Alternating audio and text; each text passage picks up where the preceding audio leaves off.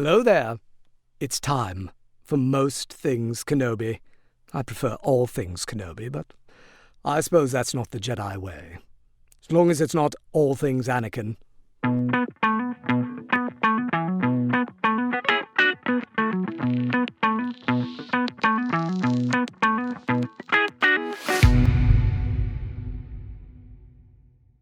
Hi everyone, welcome to another episode of Most Things Kenobi, a podcast about Obi-Wan Kenobi and all things Star Wars.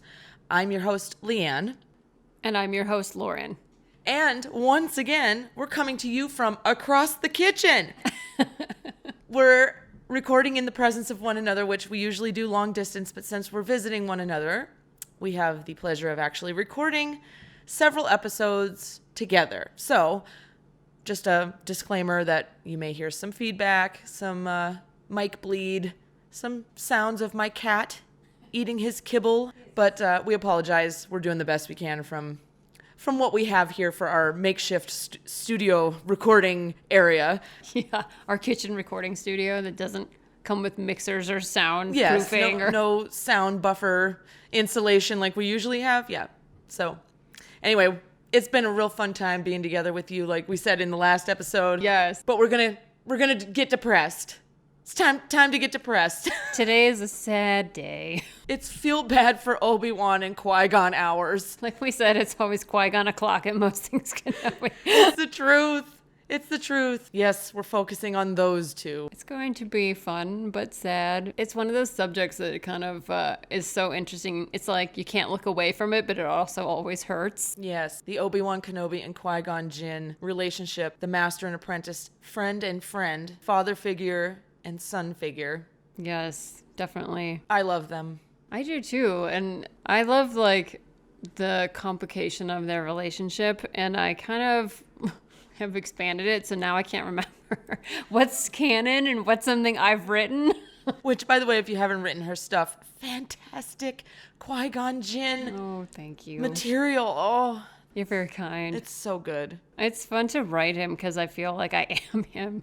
Well, we didn't get enough of him, I don't think. I don't think He's so. such a complicated and a really kind of almost mysterious character. Yeah. But what we know of him, I really like, and I really respect him as a character and as a Jedi. Yeah, I do too. I like that he didn't take shit from the council. I like that he kind of was a bit of a maverick in his way. But also, he just seemed very sure of himself and very steady, and that's always fun. I can't wait to read the comic you gave me of Qui-Gon. Oh, it's good, yeah. Yeah, that is on my next to read list because I can't get enough Qui-Gon. The Age of the Republic. Yes. But they also have other versions of it. I'm sure people listening know what we're referring to, but the artwork in it is fantastic. They actually announced that series at Comic-Con the year that you and I went there and met. I went to their Star Wars literature panel, and they announced that they were going to do that series, and I was really excited because they were going to do one about Qui-Gon and one about Obi-Wan. I haven't seen the Obi-Wan one. Have you seen that one? yeah. Have you read it? Yes. Oh, I got to read it. Yes, it's good. I'm not going to say anything. I remember that there's beautiful hair in it. Oh, but I mean, without a doubt. I mean, There's a lot of flowing, gorgeous hair. I really want all the other ones too, but I haven't accumulated them. I haven't been keeping up or following them too closely because I'm trying to catch up on all the novelizations. There's so much material. There's so much material. Some of it great, some of it not so great, but I feel like if you don't at least keep up with what the subject matter is, you're lost. Yes. You're oh totally my gosh. lost. You drown in the material. They released Master and Apprentice, I think, when I was at Star Wars Celebration the following year in 2019. And I couldn't get a copy. It was sold out instantly everywhere. So I think I ended up buying that as an audiobook because the guy who reads the audiobooks, he's able to do an exact copy of both Ewan McGregor and Liam Neeson. He's pretty good at sounding like the characters. So that was more fun to listen to than to read, I think. But it wasn't that fun to read. I was really cranky reading that story. It happens. Because they portray Obi-Wan and Qui-Gon as being very contentious all the time. Which I don't believe. It doesn't come through that way in Phantom Menace, which is our only real example of their relationship besides the little snippets you get in Clone Wars. But yeah, they always make it seem like Qui-Gon doesn't really want anything to do with Obi-Wan, and Obi-Wan's always kind of disappointing him, and they're just never on the same page, which is not how I see the characters. I didn't interpret them that way either. I interpreted it as if there was any distance that Qui-Gon kept between him and Obi-Wan, it was like a father would. Obi-Wan obviously respected Qui-Gon quite a bit, and for many good reasons. And I feel like Qui-Gon deeply cared about Obi-Wan. Mm-hmm. His mannerisms, the way he's so calm and collected, and I could see how that would be taken as someone who doesn't want anything to do with somebody, but honestly, it's composure doesn't mean that they don't want anything to do with the person. Right, it's not like a lack of empathy or compassion. No, which I think Qui-Gon possessed quite a bit of and was conveyed by Liam Neeson quite well, in my opinion. Oh, yeah. He brought a lot of warmth, I think, to a character who could have been very flat, especially compared to all the other performances in Phantom Menace. Some of them are quite flat, and his is not. His is more layered, and like I said, it has a lot of warmth to it that I kind of forget about until I rewatch the movie. And you and I just rewatched it in that moment with Shmi where he asks if she's going to be all right, and he like has his hand on her shoulder and like rubs his thumb on her shoulder. Like, it's more of a concerned caress than it is like, yeah, you sure you're going to be all right? Cool. See you later. We just took your son. Like, it's not, there's a difference there. You can see that he really understands the magnitude of the moment and how that could really be hard for a mother. I think those little moments are probably brought to the character by Liam Neeson. I don't imagine that was written in the script. I could be totally wrong. It's totally me just projecting out there, but those are the little telltales for me that indicate he's full of compassion and kindness. To think of him as like constantly contentious with somebody doesn't ring true to me. Especially not somebody that he spends every single day with for how many years. You know, I don't know. Have you read any of the Master and Apprentice books? I haven't. And I don't want to based on your review of them, but... Yeah, no, I wouldn't. I read through all of them a couple of years ago, and they were like really disappointing. I mean, they're not even young adult. They're like middle school books, so they're very tame. Very tame. Mm-hmm. But Obi-Wan is about to grow too old to even be an apprentice. He's the last age you can be, and if you're never picked by Master, you're basically sent off.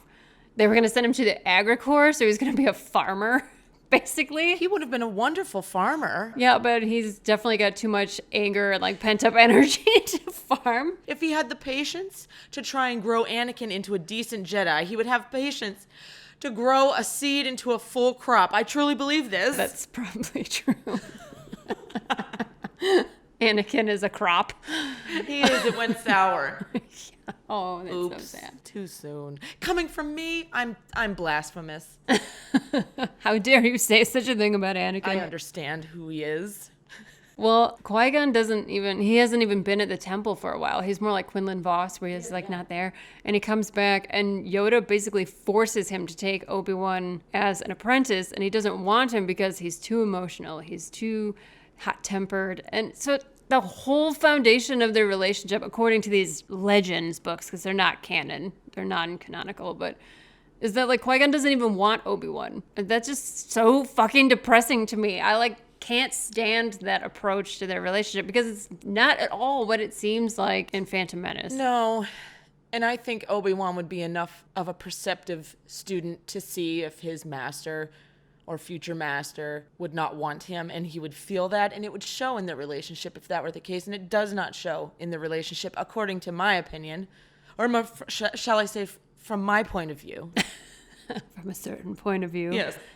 Yeah, I think you're totally right. And he does. He's aware of it in the books. He knows that he's never good enough. And that wouldn't lead a person to be such a successful Jedi as an adult who's very confident and very stable. And so, yeah, it just doesn't seem to ring true to me. The most fascinating thing is when we did our What Makes a Great Jedi episode, we asked the question, who's your favorite Jedi? Who do you think was the best Jedi? And it was an overwhelming response in favor of Qui-Gon being the majority, which if you think about, if you base it on the movies alone, we get one film.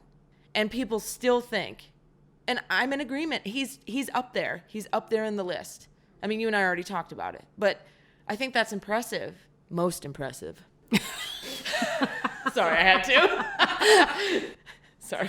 Oh my God, I love It was that. right there. It was dangling. I had to take You it. had to. It's it's too easy. It'd be a shame to miss it. Seriously.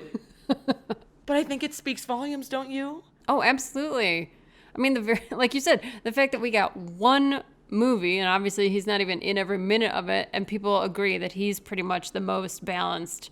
Second place was Luke. Yes. And they are very similar in certain ways. But yeah, I definitely think that speaks a lot to his character and his portrayal. Mm-hmm. And I do think that a lot of that has to do with Liam Neeson. A different actor would have made it a different interpretation altogether. And I think it's great that he's the only person who's ever played Qui-Gon, even with voices, you know, in the animated stuff. Yep. Which, I mean, come on back for the Kenobi series, please. Yes, please. Oh my God. It's going to be the shit your pants moment. I mean, there's probably going to be several. Oh, I'll I'm probably sure. shit my pants after every episode. And listen, folks, we will cover that right here every week Yes, we will. on Most Things Kenobi when the show drops. Episode by episode. We're going to be exhausted trying to keep up with it. Yeah, it's going to be worth it. I just think Obi-Wan's response when Qui-Gon dies is heart-wrenching. Yes. And Obi-Wan carries that with him forever. Mm-hmm. It affects his decisions. It affects his mood. It affects his relationship with Anakin,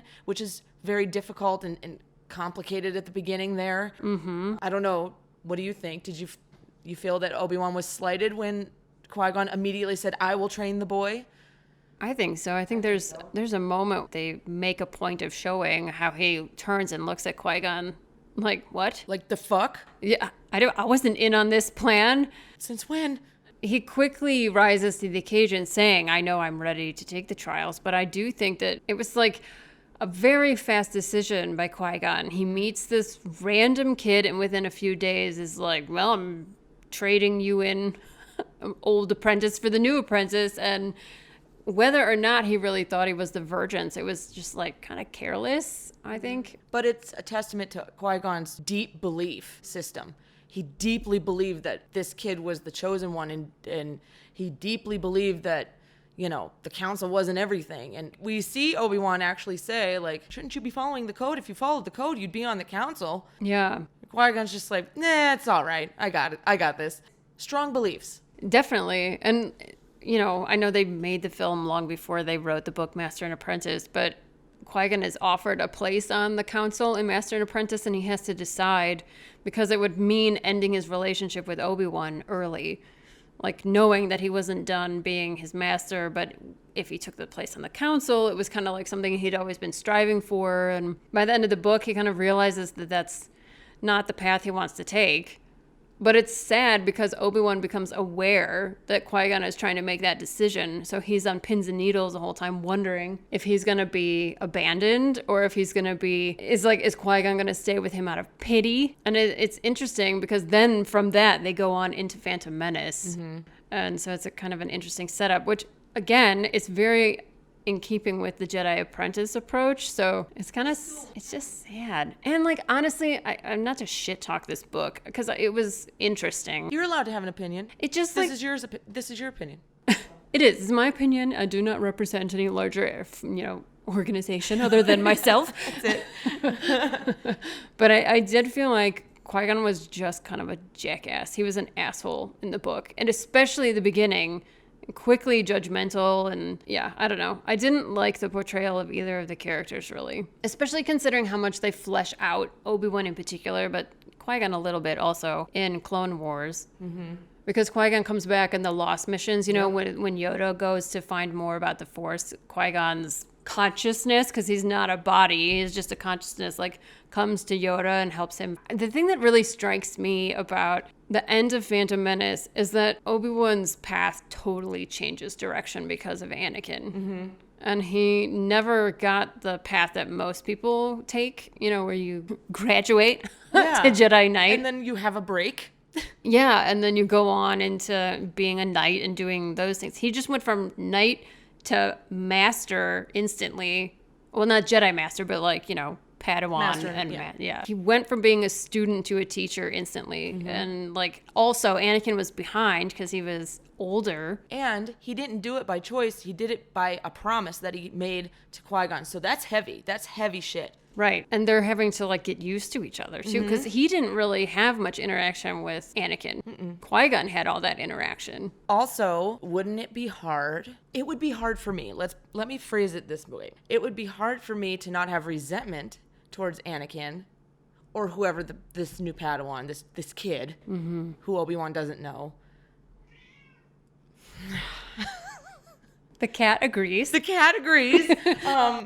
That I would have some resentment. How emotionally difficult would it be? You just lost your master, your dad figure, your friend, and you promised this massive duty, this life debt, not a life debt, a lifelong promise that will lead to so many places. Yeah, I think it would be really hard to not feel a bit of resentment, because there was also, like, they had that scene, thank goodness there was that scene where they kind of like made peace, Obi-Wan and Qui-Gon, after Qui-Gon basically disowns him in the council chambers. Then they go to Naboo. They actually kind of like have a disagreement before they leave Naboo, and then he makes peace with Qui-Gon, and then they go and instantly have the fight with Maul, and he dies.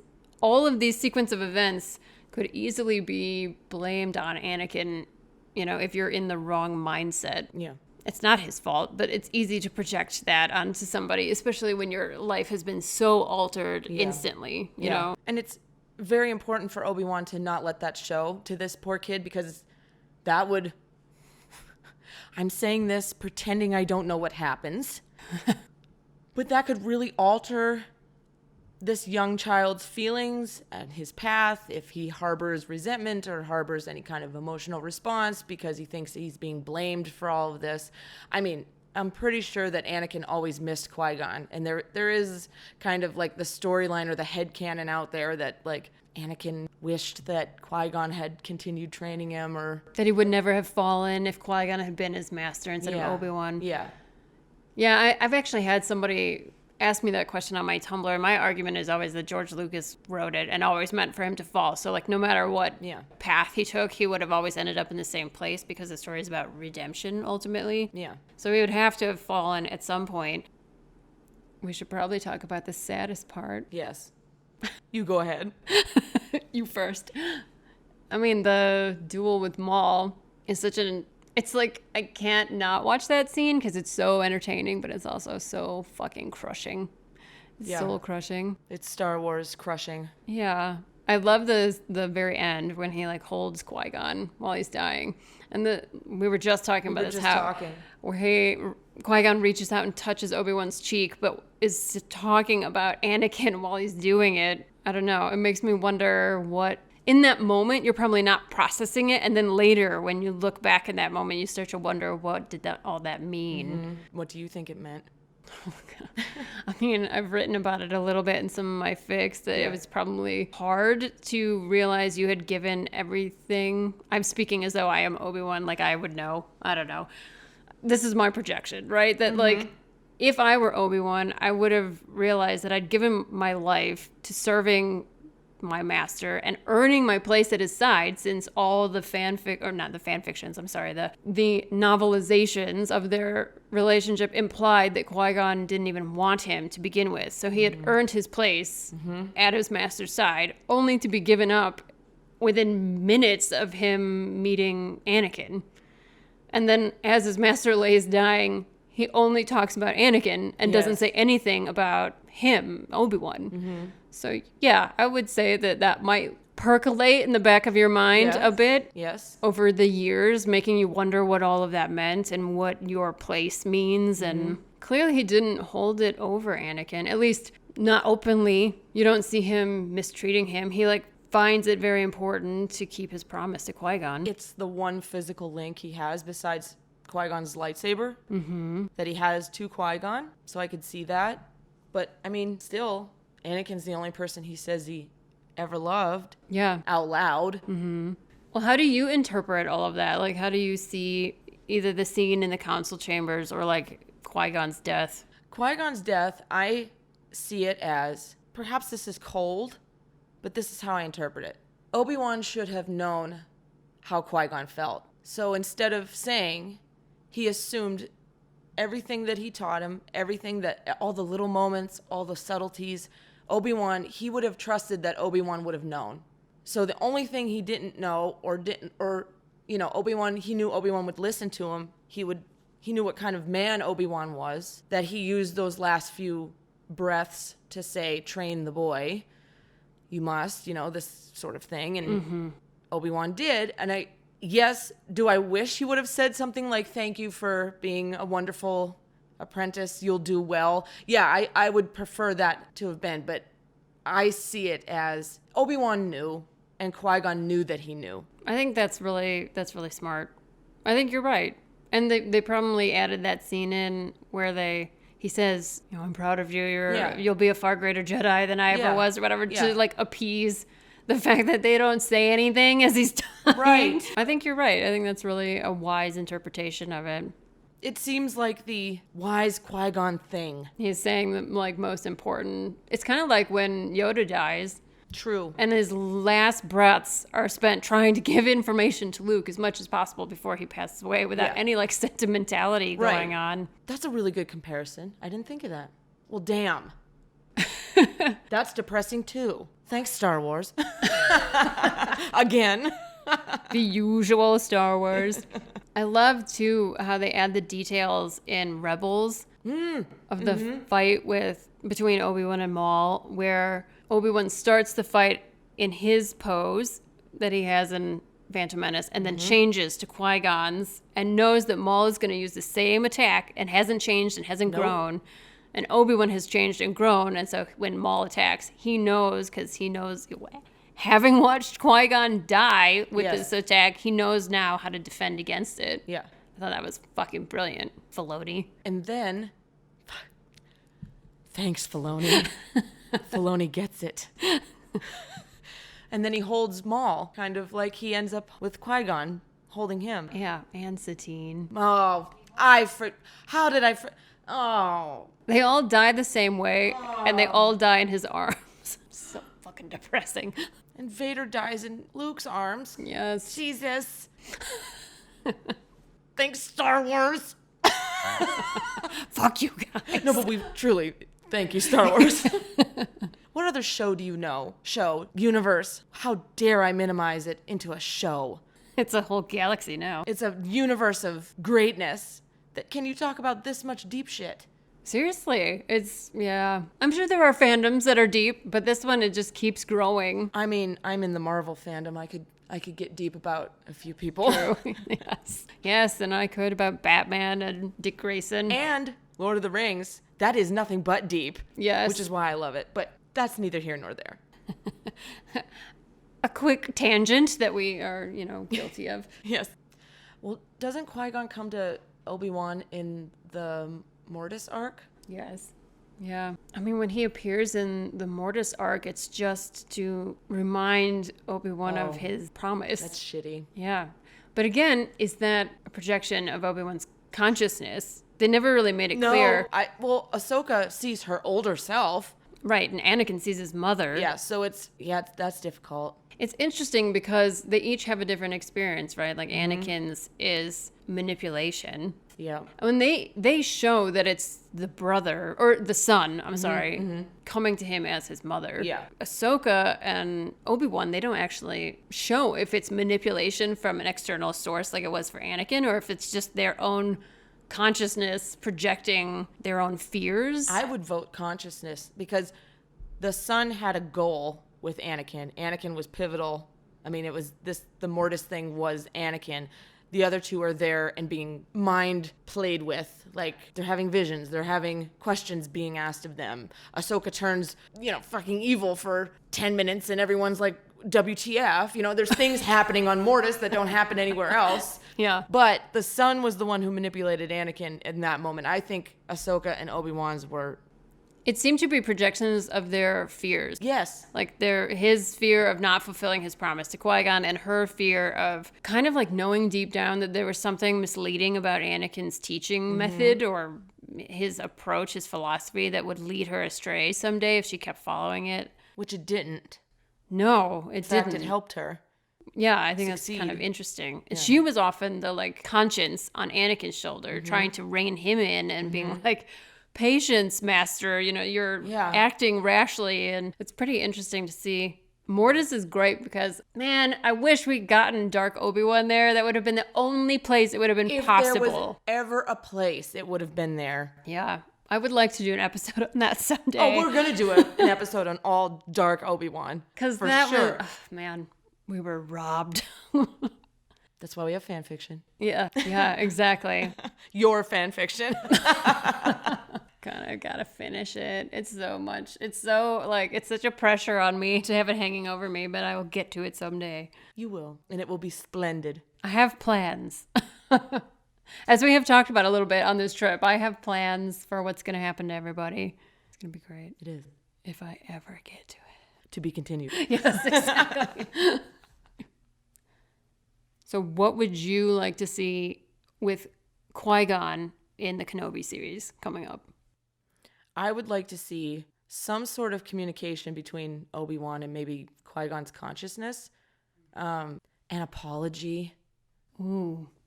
I think the Kenobi series should be fraught with apologies. Personal, sad apologies in Obi-Wan's home by himself as he wrestles with what he's been left with, mentally speaking. He obviously cares very much for this baby Luke, who grows into child and then young adult Luke that he takes under his wing. But, oh my God, the heaviness of it all. It's going to be very satisfying. I hope it's going to be satisfying. I want a fall on your knees. I need to speak with you. This happened. I have nobody. Yeah. Qui-Gon, please come to me. I want that too. Like, as an emotional, because my God, if Obi-Wan doesn't keep it all in, I want the moment he releases it. Yes, I want that too. And maybe makes peace with some of it, or begins to, because this is, do we know how long after Revenge of the Sith? No, I don't. I haven't read anything that says exactly how much time has passed. Because a couple of years, I think, because Luke is a little boy. Luke is a little boy. So I guess it would be after Rebels, wouldn't it? Or is it before Rebels? I think it's before Rebels. So I want the moment where Obi-Wan releases. Because look, no human can keep it locked inside for that long. Mm-hmm. I know I can't. When I have something that I'm dealing with and I hold it in, there's a moment where I just crack, and it comes at the worst time. Like, one little thing will set off an emotional response. Yeah. Just a tidal wave. Something not even related will be the thing that... Like, he's polishing a teacup, and it breaks, and he's like, I hate everything that's happened. Yeah. I don't know where you get a teacup on Tatooine, but damn it, if there is one, Obi-Wan would polish it. Oh my God, I want this scene. I think you should write this Kenobi series. You say that every episode. Perhaps I should. You should. I think that you have a calling to write it at least as a fanfic. Don't get me started on what I think the Anakin/Vader scenes should be with Obi-Wan.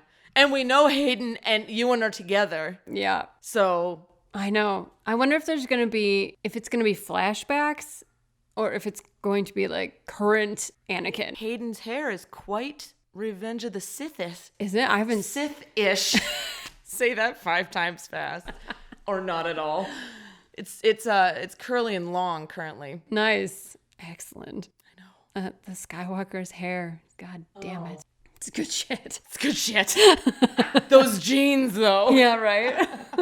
Well, they could bring Qui-Gon back for an animated series of some sort, possibly like a young Obi-Wan Satine series. Oh, now you're just dangling the hook and carrot. the bait. Yes, like Yeah. for all the fans to go wild. Yeah, dear Disney and Dave Filoni, we would like this miniseries. Love all of the Star Wars fans. Please and thank you. I think it would be amazing. Yeah. And if you need a writer or two, we're available. I am easily reached on Instagram or Tumblr. Email us at mostthingskenobi@gmail.com. the look she just gave me from across the kitchen. The first time I've wished that this podcast was visual. We gave each other the same look. We did, just opposite directions. Space twinning yet again. Oh my God. We do it best when we do it together. Hey, Hey, that's the slogan for Qui-Gon and Obi-Wan. Oh my God. Yes. End of episode, folks. Thanks for joining us. We do it best when we're together.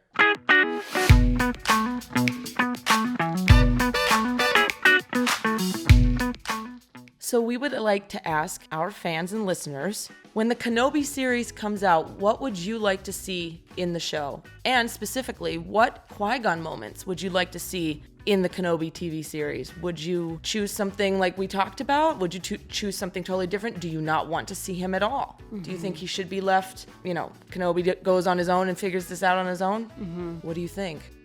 All right, as we prepare to announce next week's episode, we just want to say quickly, if you can hear the lawnmower in the background, we apologize. There's not much we can do about it right now. Like we said, makeshift recording studio. Yes, this is live and realistic, people. From the kitchen. Live from the kitchen. Yes. So next week, I'm really excited. We're going to talk about why Rey from the sequel trilogy should have been a Kenobi. And Daisy Ridley did say herself, there was talk that she was going to be a Kenobi, so... Yeah, and it wasn't kind of decided until last minute. Yeah, which is a big problem in the sequels, in my opinion. In my humble opinion, things should have been planned a little better. But yeah, we're going to get into why we think, Lauren and I, our opinion, why Rey should have been a Kenobi, why it would have worked. Mm-hmm. And yes, as two storytellers, yeah, this is how we would have done it. Yeah, because Lauren and I have had many a talk about why, oh man, this would have been great to play out. We're not dogging the sequels. It's just, this is what we saw and thought might have worked. Exactly. So, no shit talk here, no shade. No shade. We're just exploring alternatives. That's what we do. Yep. Last week, Leanne and I discussed the surprising similarities between Ahsoka Tano and Asajj Ventress, and we asked our listeners what they thought were the most significant parallels.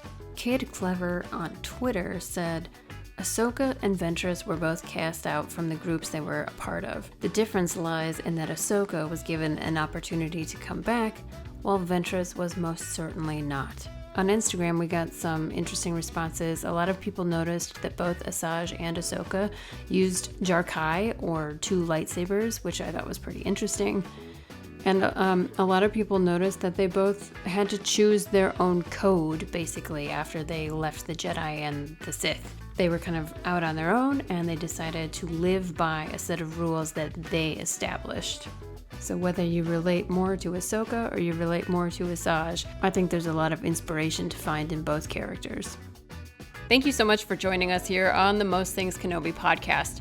Remember to follow us on Tumblr, Twitter, and Instagram, and don't forget to subscribe on your favorite podcast player. Plus, you can always find us over at mostthinkskenobi.com. So until next time, my space twin, may the Force be with you. Always.